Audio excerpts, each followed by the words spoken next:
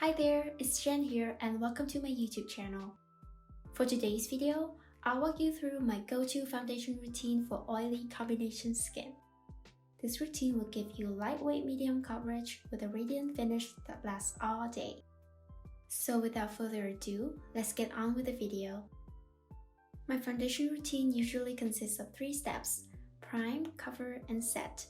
I already did my morning skincare, and if you want to see what that looks like, you can click on this video right here. Now let's jump straight in priming the face. For this first step, we want to achieve a smooth and supple canvas for the foundation. I like to use this mini primer duo from Smashbox.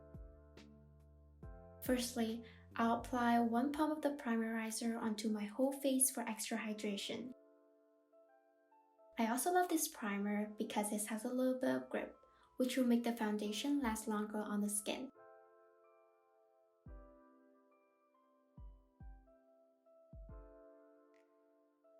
After patting that into the skin, let's move on with the oil control primer.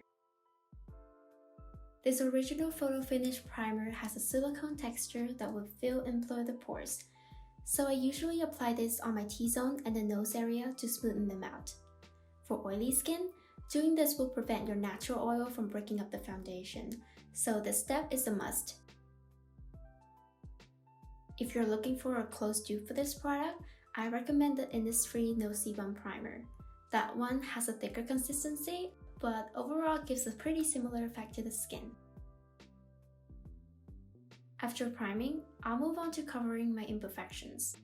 I have quite a bit of acne spots on my face, so I'll go ahead and cover them with concealer first. If you have tiny little spots around the face like I do, using this technique will prevent you from using too much foundation later on, which will make the base more lightweight and breathable. If you have severe redness or deep dark circles, you can also apply a light layers of color corrector in this step. I'll skip that because my skin doesn't really need it. I usually like to let my concealer dry down for a few minutes, and meanwhile, I'll go ahead and do my brows. Because I'm not doing a natural look today, I like to draw my brows bolder than usual.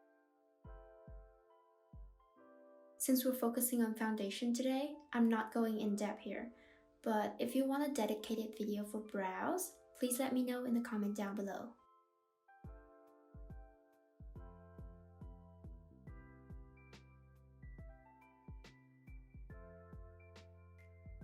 After brows, let's blend out the concealer.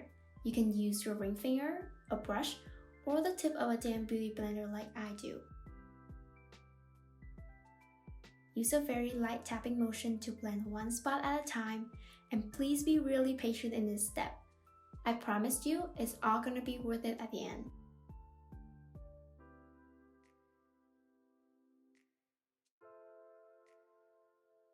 We'll move on to foundation now. I'm using my holy grail product here, which is the MAC Face and Body Foundation in C2. And remember, the key to avoiding a cakey base is applying light layers of products. That's why I only use a tiny little bit for both my neck and face here. I like to use the beauty sponge and lightly dab the foundation all over the face. And to me, foundation's main purpose is to even out the skin tone, so one thin layer is enough. I would recommend this foundation for every skin type if your goal is radiant and healthy looking skin. I 100% would repurchase if this product runs out.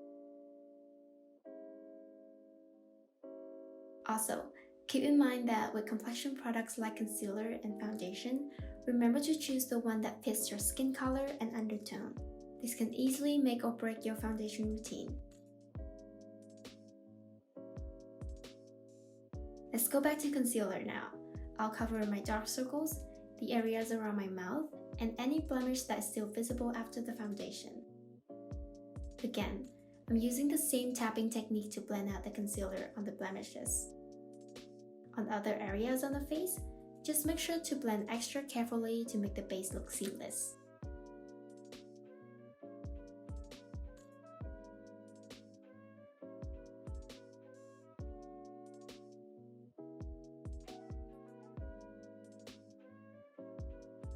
The under eye gets cakey very easily, so we need to be extra careful when covering this area. I only use 2 little dots for each eye here, and I use the sponge to blend it diagonally like this.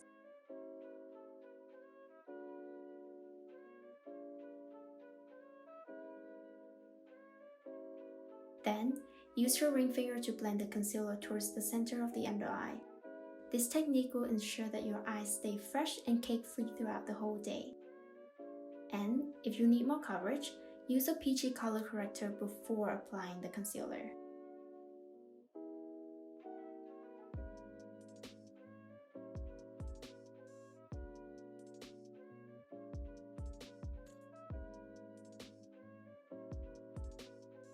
And here it is, the final step. I want my skin to be glowy, not greasy, so I always set my face with setting powder. I'll pour a small amount of product onto the lid and lightly tap my Real Technique contour brush in there.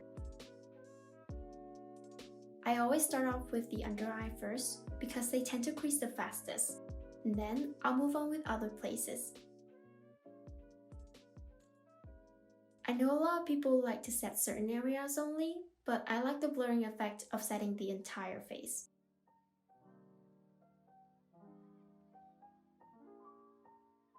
This perfect setting powder from Colourpop is talc free, so it won't dry out your skin.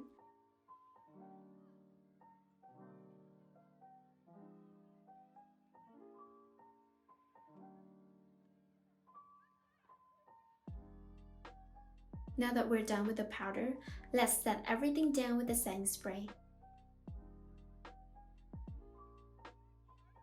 Then, use a sponge to press everything down one more time.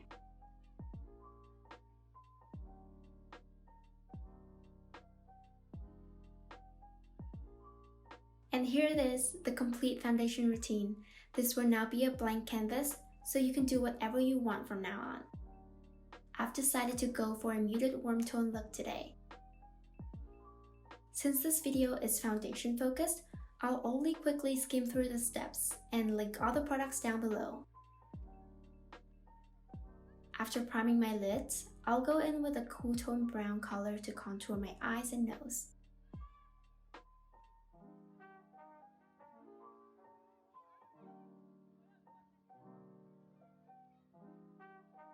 Next up, I'm using a large powder brush to bronze up my face.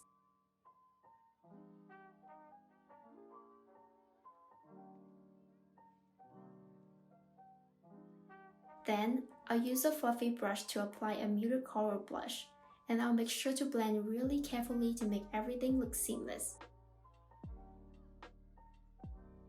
After all of the powder products, you would want to set everything down with a setting spray again. But I kind of forgot to do that at this stage, so I'll do it later in the video. For the eyes, I'm going with what I call the sunset look. I'll first use a dense brush to lay down a coral pink color all over the lid, then use a warm medium brown to deepen the outer corner. I also use a fluffy blending brush to blend out any hard edges. For liners today, I'll use a gel liner to drag out the tail first, then use a liner brush and a dark brown eyeshadow to fix the line.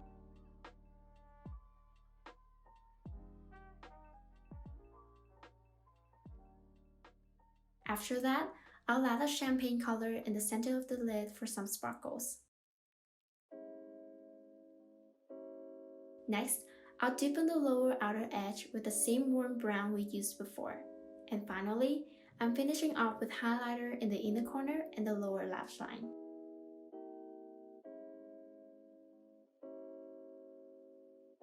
I'm now setting all of the powder products with a setting spray and pat everything in with a damp sponge one more time. This is the perfect time to put on your highlighter. I usually put some on the tip of my nose and on top of my cheekbones as well.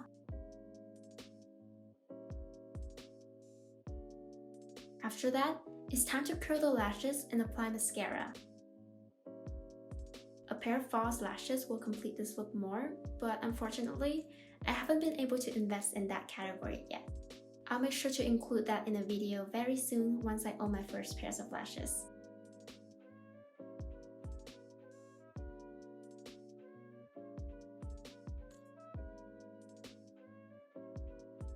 For the lips, I want to use a matte burnt orange color today. I'm applying it with a small detail brush to soften the edges. You can also achieve this effect with either a Q-tip or your finger. I then apply another layer in the inner portion of the lips for an ombre effect, and then continue to blend with a brush. For the final step, I'll set the brows using a brow mascara, and that completes the look. One special thing about this foundation routine is that the more you wear it, the more it will sink into the skin. It means that at the end of the day, your base will have a fresh, radiant finish. You'll be surprised by how only changing a few techniques can make a world of a difference to your makeup. Anyway, I hope that this video was helpful. Please let me know if you've given this routine a try, and don't forget to like and subscribe if you want to see more videos from me in the future. I would also love to hear your thoughts and suggestions in the comment down below. Thank you for spending time with me today, and I'll see you in my next video. Bye now!